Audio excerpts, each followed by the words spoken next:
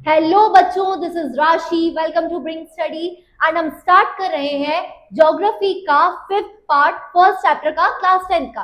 Basically हमारी series चल रही है जिसमें से हम 4 पार्ट ऑलरेडी कवर कर चुके हैं। This is the final and the last and the fifth part जिसमें हम इस चैप्टर को पूरा फिनिश कर लेंगे। We had already started with the soil, जिसमें हमने अलूवियल सॉइल, उसके टाइप्स वगैरह, उसके बारे में जो भी क्वेश्चंस आने वाले थे वो हमने सारे कवर कर चुके हैं।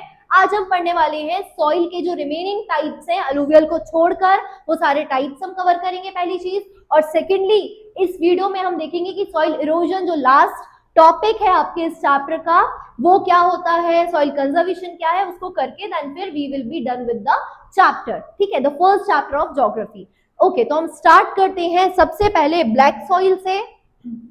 चलिए इसके फैक्ट हम जान लेते हैं ब्लैक सॉइल के बारे में।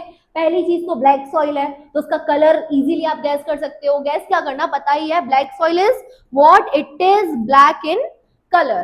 ठीक है, so it is also known as regur soil और black cotton soil. Black cotton soil हम इसलिए बोलते हैं क्योंकि ब्लैक सॉइल में कॉटन का प्रोडक्शन बहुत अच्छे से हो जाता है। ठीक है, तो इसको हम क्या बोलते हैं, या तो कॉटन सॉइल भी कह सकते हैं ना, black cotton soil, cotton soil, या फिर एक और नाम क्या है, रेगर सॉइल। ये सारे इसके सिनोनिम्स हैं, आपको ये सारे नाम याद रखने हैं।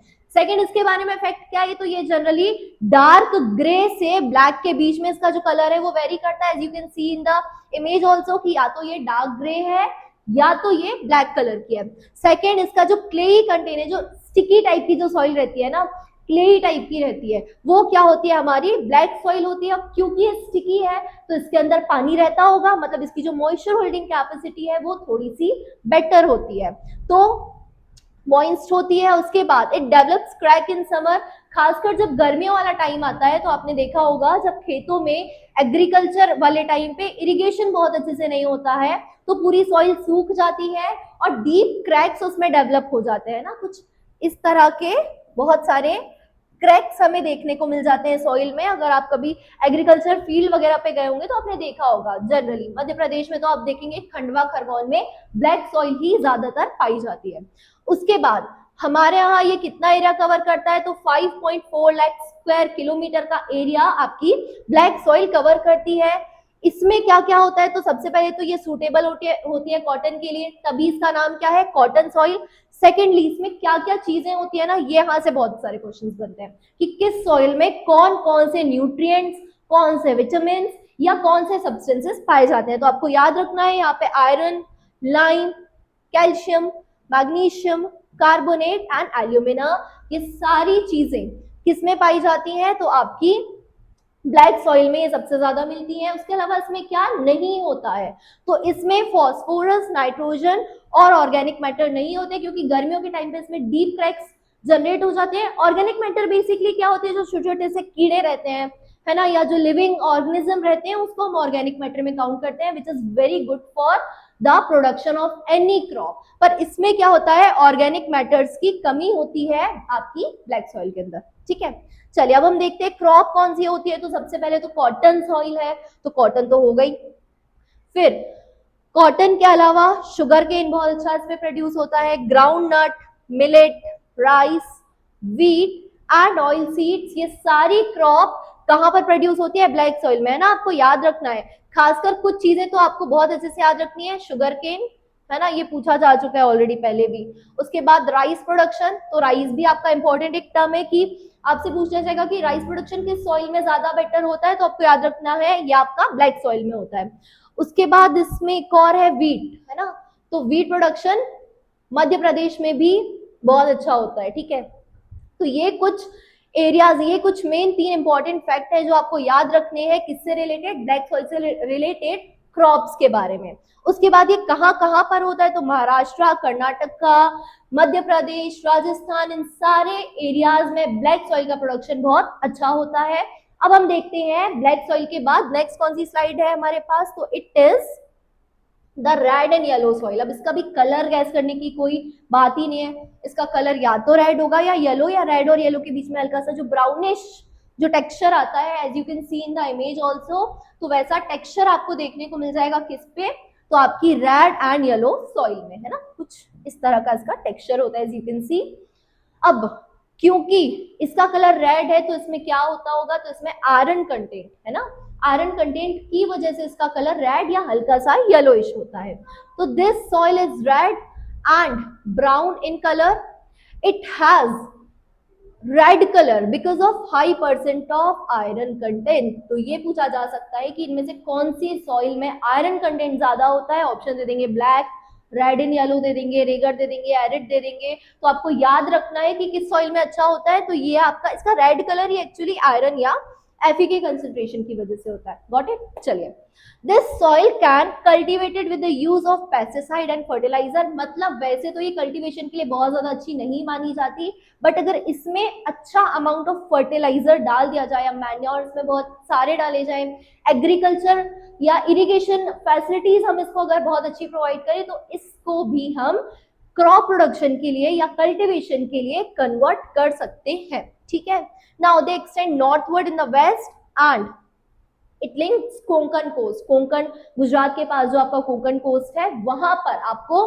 सबसे ज्यादा रेड एंड येलो सॉइल देखने को मिल सकती है।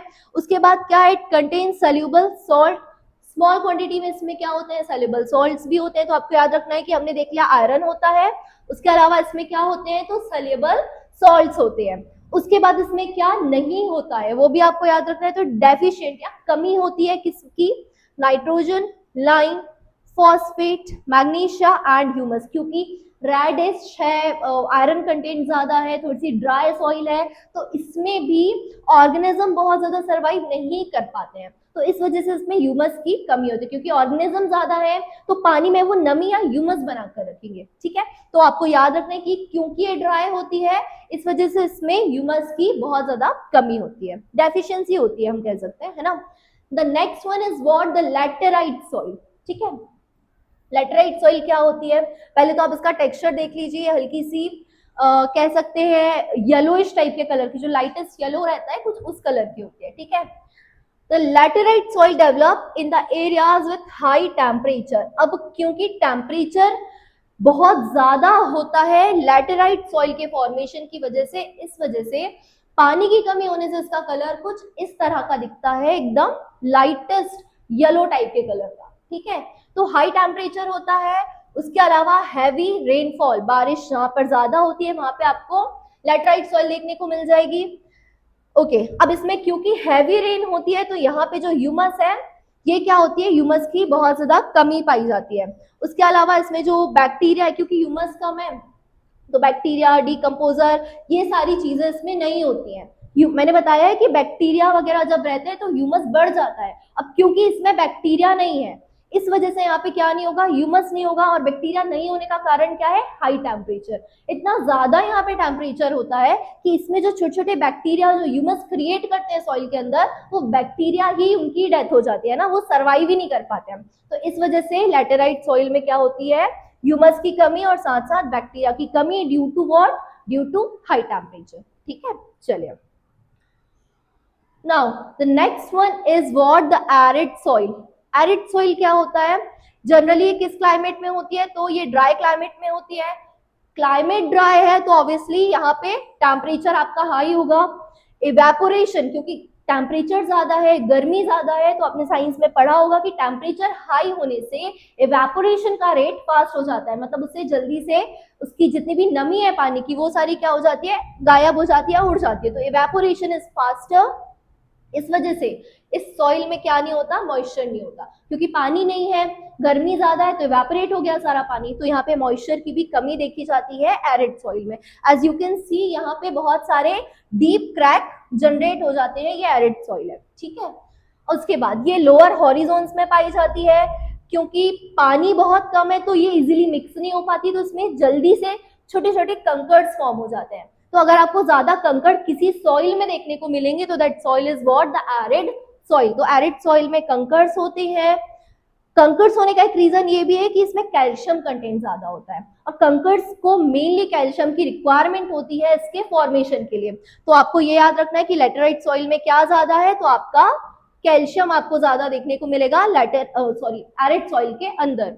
Now the next one is कंकड़ लेयर, क्योंकि कंकड़ ज्यादा है तो क्या होता है, जब भी हम किसी कंकड़ वाली जगह पे पानी डालते हैं तो पानी ऊपर होल्ड नहीं हो पाता है। अगर आप रेत में या सॉइल में पानी डालेंगे तो ऊपर जमा रहेगा, कुछ टाइम तक तो एटलीस्ट रहेगा, पर अगर आप गिट्टी या कंकड़ में पानी डालेंगे तो वो जल्दी से नीचे सेटल डाउन हो जाता है। दिस इज द रीजन कि यहाँ पे मॉइस्चर होल्डिंग कैपेसिटी इसकी बिल्कुल भी अच्छी नहीं होती है। कंकड़ होने की वजह से सारा पानी इसके लोअर हॉरिजोन में जम जाता है, ठीक है। So this was all about what? The arid soil. Now the next one is the forest soil. अब क्योंकि forest soil है तो forest वाले एरिया में देखने को मिलेगी, तो forest की जो रूट्स के नीचे जो पाई जाती है ना इस तरह से, तो ये सारी जो सॉइल है ये क्या है आपकी forest soil. It is found in हिली और माउंटेनियस एरिया। अब क्योंकि हिली एरियाज हैं और हिल्स आपकी ड्राई क्लाइमेट वाले एरियाज में भी हो सकती हैं, उसके अलावा डेजर्ट वाले एरिया में भी हो सकती है जहाँ पे कोल्ड डेजर्ट है, उसके अलावा जहाँ पे बारिश ज्यादा होती है वहां पे भी हिल हो सकती है। तो इस वजह से जो आपकी फॉरेस्ट सॉइल है उसके जो कंटेंट्स हैं, उसका जो नेचर है वो वेरी करता है, एक तरह का एक जैसा फिक्स नहीं होता है। जगह के हिसाब से, हिल के हिसाब से, फॉरेस्ट के हिसाब से ये क्या होता रहेगा, हमेशा चेंज होता रहेगा। So the soil texture varies according to the mountain environment, मतलब जैसा आपका माउंटेन का एनवायरमेंट होगा उसी तरह का आपको सॉइल का टेक्सचर देखने को मिलेगा। ये जनरली क्या होती है, तो लोमी होती है, वैली साइड्स में मिलती है, और उसके अलावा forest soils are found in the lower parts of valley, particularly river terrace, मतलब जहाँ पे रिवर फ्लो होती है उसका जो अपर साइड रहता है, रिवर टेरेसेस रहते हैं वहां पे, क्योंकि फॉरेस्ट बहुत सारे होंगे तो आपको फॉरेस्ट सॉइल भी रिवर टेरेस के आसपास ही देखने को मिलेगी, ठीक है।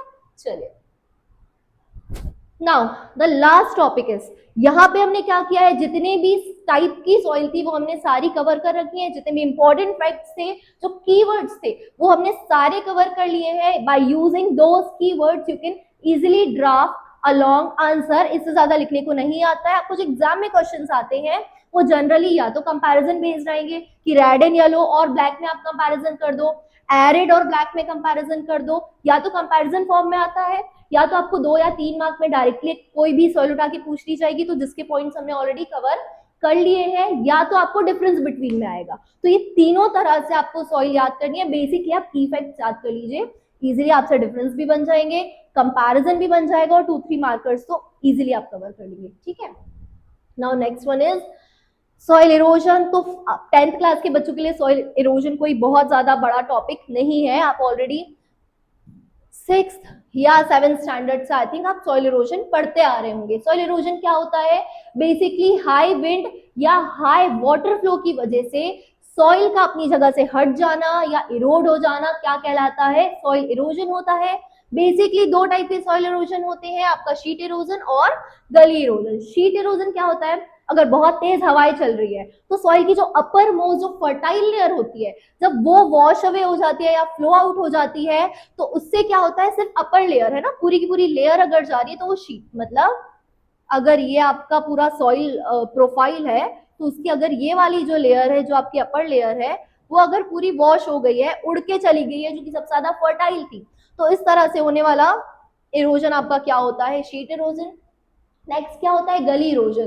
तो जब किसी एक पर्टिकुलर एरिया से, एक पर्टिकुलर पाथ से हाई वाटर फ्लो होता है तो बाकी जगह की जो सॉइल रहती है वो तो आपकी स्टेबल रहती है, पर उस पर्टिकुलर पाथ की जो सॉइल रहती है वो क्या हो जाती है, वॉश अवे हो जाती है। जैसे कि आप यहाँ पर देख रहे होंगे, यहाँ पे भी सेम चीज हो रही है कि इतनी जगह से क्योंकि हाई वाटर फ्लो था तो बाकी जगह की सॉइल तो सही है ना, सिर्फ इतने पाथ की जो सॉइल है वो आपकी पूरी हट गई है। तो इस तरह के इरोजन को क्या बोलते हैं, गलीज फॉर्म करना या गली इरोजन इसको बोलते हैं। Got it. Now next one is what, soil conservation. Again this topic is not new for 10th class student. अब सॉइल कंजर्वेशन क्या होता है, सॉइल को आप कैसे बचा सकते हो, तो उसका पहला वे तो क्या है, फॉरेस्टेशन करना, मतलब ज्यादा से ज्यादा आप ट्रीज लगाओगे तो ट्रीज की रूट सॉइल को लॉक करके रखती है। इस वजह से जब भी हाई विंड या हाई वाटर फ्लो होता है तो सॉइल फ्लो अवे नहीं, या कह सकते अपनी जगह से कहीं पे भी जा नहीं पाती है। तो that is what, forestation.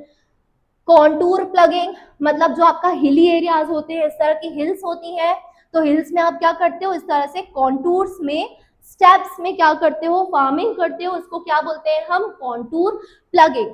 Next क्या हो गया, शेल्टर बेल्ट, मतलब आपका जो भी खेत है उसके अराउंड चारों तरफ आप क्या कर दो, ट्रीज लगा दो, है ना। तो जितने ज्यादा ट्रीज होंगे उतना ज्यादा वो विंड फ्लो को रजिस्ट कर देंगे, विंड की स्पीड को क्या करेंगे, कम कर देंगे। तो उस वजह से आपकी जो सॉइल है वो इरोड होने से बच जाएगी। तो this is what, shelter belt. और स्टॉप ओवर ग्रेजिंग मतलब क्या होता है, जब भी जानवर ग्रेज करते हैं, चरते हैं, तो जब वो भी घास उखाड़ते हैं तो घास के साथ साथ उसकी रूट्स भी बाहर आ जाती है, जिससे सॉइल बहुत लूज हो जाती है, उसकी वजह से वो बहुत इजीली इरोड होती है। तो इट्स बेटर कि ओवर ग्रेजिंग को प्रिवेंट किया जाए, जिससे आपका जो सॉइल इरोजन है वो ना हो। तो इसी के साथ हमारा chapter 5 and the last topic of the chapter is done. Now we'll start with another chapter of geography with the first part. जैसे हमने ये पार्ट बाय पार्ट किया है, सिमिलरली हम क्या करेंगे, इसका सेकंड चैप्टर भी इसी तरह से कवर करेंगे। But stay tuned for the next upcoming video. Thank you.